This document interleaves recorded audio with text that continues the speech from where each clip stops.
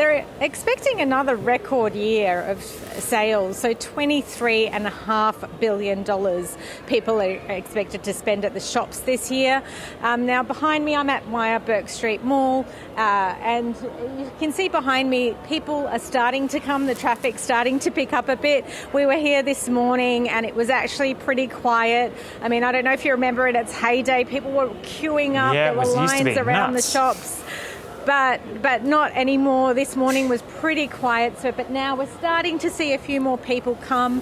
And you know what we're actually seeing is a lot of people are not coming in store. They're shopping online this year on their mobile phones. But because of that, they're still expecting big sales. Yeah, but what about the cost of living pressures? People still expected to spend up big on average? So on average, people are expected to spend a bit under $500. Now that might be slightly less than previous years, but of course the cost of everything's gone up. So, the retailers are still expecting to make their profits in this period. So it's from today through to January 15 that the sales are going on. I spoke to some people earlier this morning, just asking them what they're going to be spending their money on, and this is what they had to say. I just started lining up at about 3 a.m. in the morning.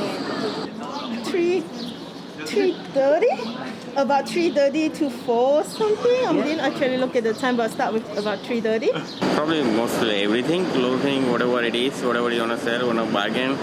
Like, this is Boxing Day, so whatever we can find is worth money. Like, last 2 years haven't been able to do it. So the first Boxing Day after Corona. I only got my bargains early in the morning.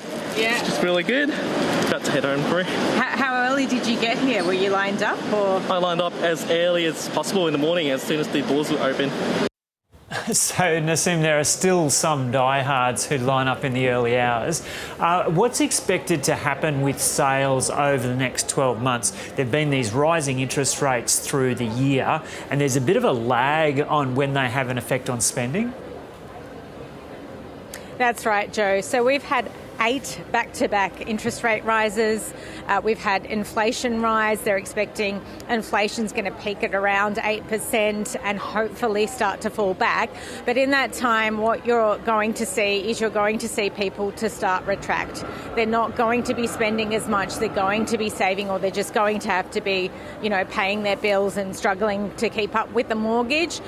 So retailers are really depending on this trading period to sort of carry them through the quieter period that's expected to come shortly soon.